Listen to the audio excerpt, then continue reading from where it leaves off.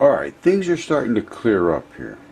Now, this is about the Archangel Gabriel. And now listen to what they have to say here. Explains his visions. In the New Testament, Gabriel is described as an angel of the Lord. He first appears to Zacharias, the father of John the Baptist, to tell him his wife Elizabeth will become pregnant. Thou shalt call his name John, and thou shalt have joy and gladness, and many shall rejoice at his birth, Gabriel said. It sounds When like there's Zacharias something doubted up. his words, Gabriel told the man, Thou shalt be dumb, and not able to speak until the day these things shall be performed, because thou believest not my words, which shall be fulfilled in their season. I think After they're setting up Elizabeth the earth conceived to and was 6 straighten it months back out. pregnant, Gabriel appeared again, this time to the Virgin Mary.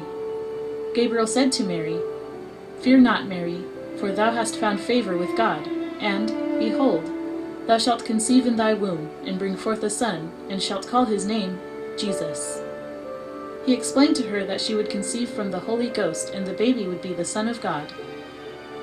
After the Annunciation of Mary, Gabriel is not spoken of again. He is most... All right, might as well just stop it right there. Now, Gabriel also apparently was the one that gave the Quran text to, or dictated it to Muhammad. And I believe all of these things happen. I believe deeply that these things happen literally exactly as they are written. And I say that because of the statements by Jesus that it was his body that fell out of space and fed the Israelites in the desert. And it says in Revelations 12, she was standing on the moon giving birth to God's son. Read it, Revelations 12. And a birth in space produces the same stuff it does on Earth: a placenta, blood, an umbilical cord, and all of those things fell on Earth. The placenta fell as the manna, the dried milk pellets. The red dust fell all over the earth, was the blood, and the stones fell all over the earth, which was the mineralized umbilical cord. And all of those things happened as Exodus was happening and the Jews were getting out of Egypt. All of these things have happened exactly what it says in the Bible. Those things occurred, and Jesus said it was my body fell out of space. How are you going to argue with that? Where'd that milk come from? Think about it. This is impossible. What he said has happened, and what was recorded in the ancient text was the same thing. So, either you can just say, oh, that's crazy. Well, it is crazy, but doesn't mean it's not true. So if it is true, that is serious.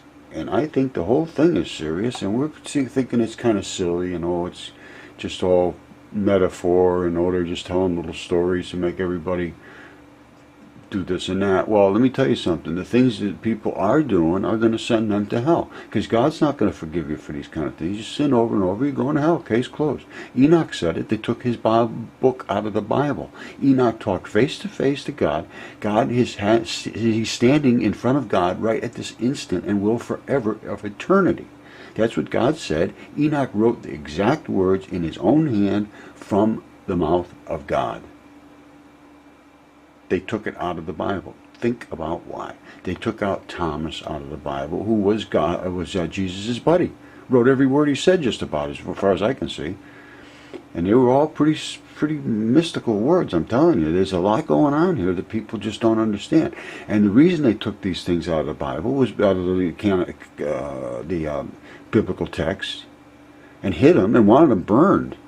And the only reason they didn't get burned is people hid them because they knew they were so important. So then what happens? 1,700 years later, they both get found like in the blink of an eye. They both show up at the end of times, which Enoch said was 70 generations from his. We are there now. Let's just get a handle on it. Understand that is the case that we face. I'm sorry, that's a fact. Now, you can go one way, you go the other way. I don't have anything to do with you. I mean, I love you. I'd love to see everything work out for you, but whatever you do is up to you. I know where I'm doing. I know where I'm going. I know the whole case is closed for me. Now it's up to you to do whatever you want to do. But Don't dismiss this stuff. It's been hidden from you, and I am just saying, look at it. Do whatever you want, but look at it because it was hidden from you. And these things, or God knew it, Jesus knew it. He said, don't listen to the teachers. That's a fact. He said, they will burn. They're already doomed. Their long destruction does not sleep. It's exactly what it says. And those are the teachers. And they're teaching you to not believe in God. Don't believe in this. Believe in evolution. Believe in Big Bang. Believe that everything's dead and there's no such thing as heaven. And, oh, don't worry about hell. It's all just a big joke. It's up to you. I'm just showing you what I'm seeing. And whatever you do, you do. All right? Good luck to you.